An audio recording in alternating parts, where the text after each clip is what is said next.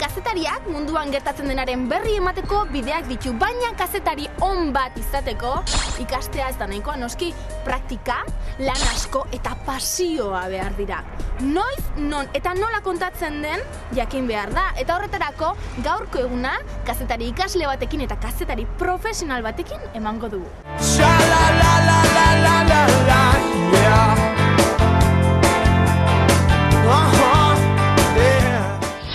Estepan Aldamiz Etxebarria naiz, 40 urte dauzkat, ezin da esan asko direlako, kazetaritzan hasi nintzen gazterik, eta orain ETB-en, Firin Faran eta gaueko bakarrik edo horretan nabil biharrian. Kaixo, Ibon Perez naiz, 20 urte dauzkat, eta UPV-ko kampusean ari naiz kazetaritza ikasten. Ez dakit, etorkizunean informatiboetako orkestra izateko. Kaixo, Ibon! Kaixo! Zemuz? Ongi? Ondo? Bai. Zer, kazetaritzaren profesioa gartutik izagutzeko presa deia? Momentuz bai. Bai. Ez dakit gero azkeneko orduan atzeat botako nantzin. Keba, nik uste dut ezagutzen duzunean. Hola, gogo gehiago sartuko zaizula, ez da? Zaidan galtzen naiz. Ara, Estepan hortzi datot. Berak kazetaria izan nahi zuren moduan, Estepan. Kazetari zen aldezo. Alguren bat? Zagit, ondo pentsatu ote duzun. Gaur behintzat profesional bat ere du bezala, beraz, guazen barrura ikustea, bai? Ador?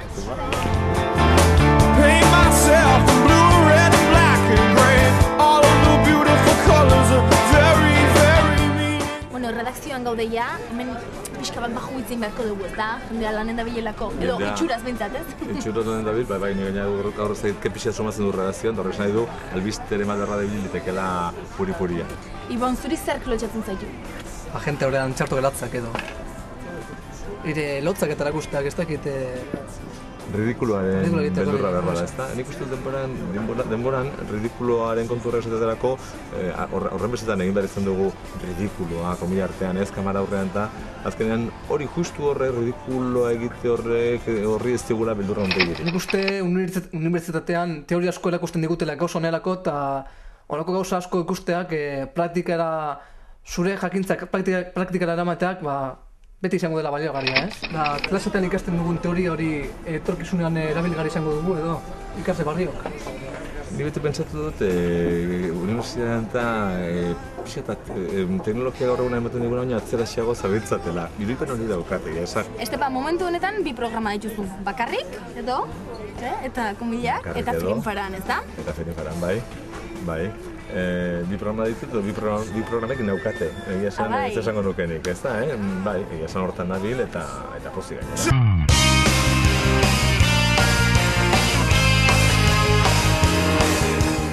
Bakarrik edoko platoa da hau, aizu Ibon. Zuk Estepan bezalako programa bakartik bat egiteko gai izango atzinake?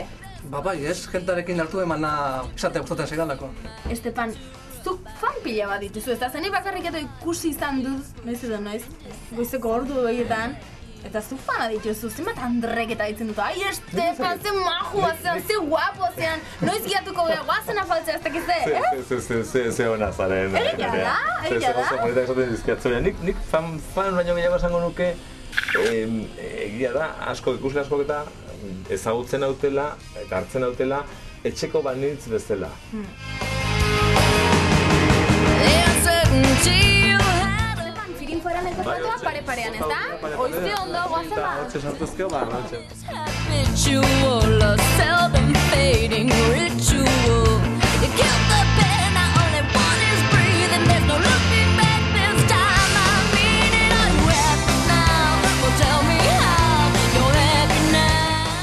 Estepan, zuk entzuten duzunean 5, 4, 3, grabatzen, nervioak sentitzen dituzu oraindik? Ointxe bezalaxe. Bai, beti dago alako zirrara bat eta urduritasun pixka bat, noski. Grabatzen hasi aurretik buruan izaten duzun hori? Askotan pikutara jarri da azkeneko segundo erdi hortan. Askotan itziten hasi eta justu buruak eramaten zaitu beste leku batera. Eta bukatzen duzunan alibio antzeko bat edo? Alibio bat bai, dena bukatzen denean eta horrendik despeditu etzaitu zenean.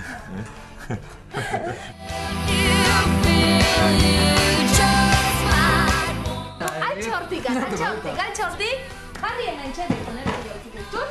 Bueno, hau ez da berez bere lekua, baina honik hemen jarriko zut. Estepan esan dit, maila aurren daukita eroso sentitzen dela bat, aurretzen den moduan. Kamara zurea da, aprobetxatu Firinfaranako aurkezlea zarelako improvisatu aurkezpen bat, bai? 5, 4, 3, grabatzen hau! Gabon ikusentzule, ongi etorriak izan, gaurko saio honetara. Bueno, gaurko autoritatea gori-gorian datorkigu, izan ere kartzeletan istiluak, Euskal Herriko kartzeletan presoak nolabait esateko altxatu egin dira, Fidel Castro ere kargu usteko bidean dagoela, eta bueno, mundua ikusten duzuen bezala, gori-gorian. Aizu, Ez dut balio, ez? Banoa atxena. Ez, Ibon, aio, oso ondo ibiliztea da, nik oso ondo ikusi dut behintzat Ibon, ez dakizu Estepan, zan modut ikusi duzun, Hori ez dite kamaraz kanpo esango. Landu beharra dauka pixkat, hortan ari da. Tempo hartu eta kontzeptua pixkat ere neundu eta, bueno, badago pixkat. Baina ongidoik gabe eta hola hitzeko. Baina berrepentekoan eta azteko, ez da hogeski ez da. Mamia hor dago, egurra. Etorkizuna bat egurroan, Beharko, bueno, oso ondo? Akorrik asko, aukera mataragaitik, eta ikasi marko, ez? Zuzenean sartzeko ordua iristen ari da. Aldageletan daudenez Estepan eta Ibon, bagoaz bera ingan. Get on top! Get on top! Hit me! Estepan, elkarrizketatu dituzun guztietatik nor nominatuko zenuke?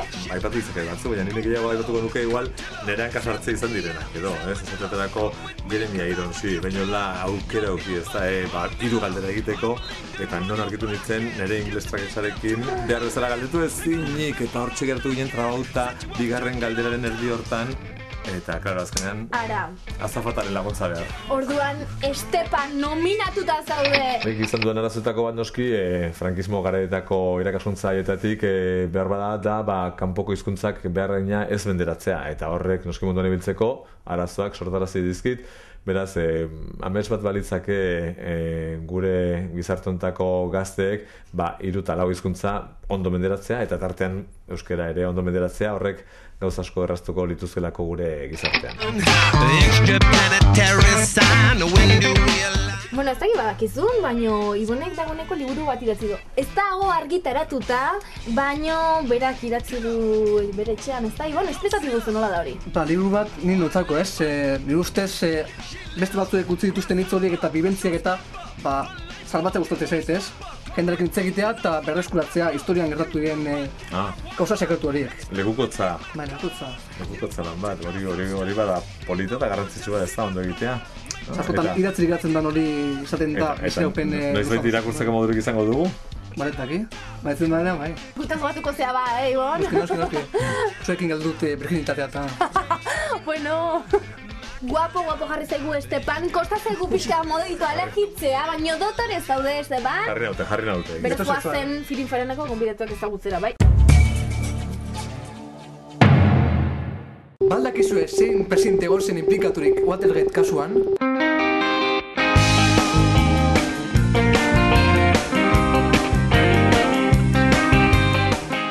Ikusten dute papo jaten duzuela, solaskide batek zer behar du izan jende artean edo zuzentasuna hitz egiteko? Lasaitasuna ez etorri eta urduri ez jarri. Bueno, gozo naizelako eta kasetari treba izatearren, zuen perbizuz zerbait hartuko dut. Aizu belarrondoko baino bera hau, Ideak ondo manejatzeko tripa behar dan moduan asea behar dela alaxera ez da. Estepan, gaurko saioan zein gai landuko dituzuen?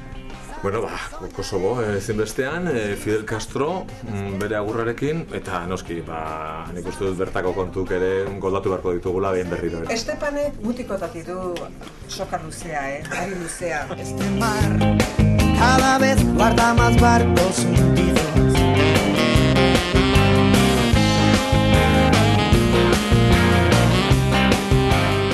Kutapleko aizkideak, ezkera basi barra daukagu, beraz hobe duzue kontrolera alde egitea eta berretik ikustea. Si me quedo oscuras, luz de la locura, ven y alumbra. 5, 4, 3. Alguien dijo alguna vez. Kazetaritzari gizartean duen eraginagatik 4. boterea deitzen diote. Horregatik, kazetari baten lehen bete beharra errealitate objektiboa eskaintzea da. Eta gizakiak egiazko informazioa jasotzeko eskubide osoa du. Bestalde, kazetari batek bere printzipioen aurka doan zerbait egitea eskatzen badiote, ez esateko eskubide osoa du. Aio!